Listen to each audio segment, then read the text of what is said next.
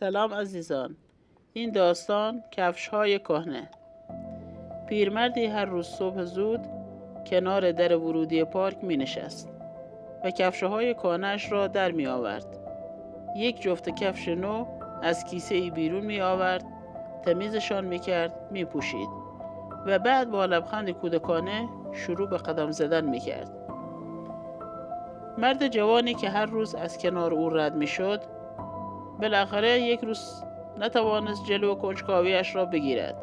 نزدیک رفت و گفت: پدر بزرگ، چرا هر روز این کار را میکنی؟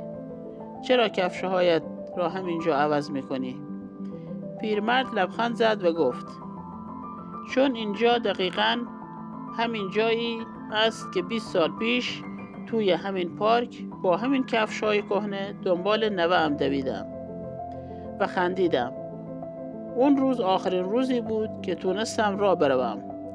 بعدش تصادف کردم و ویلچر نشین شدم تا اینکه 1 سال پیش دوباره تونستم راه بروم. حالا هر روز میام اینجا، اون کفش‌ها را میپوشم، نفس عمیق میکشم و دوباره زندگی را یاد میاندازم. چون گاهی قدیمی ترین چیزها شیرین ترین خاطره ها را با خودش می آورد.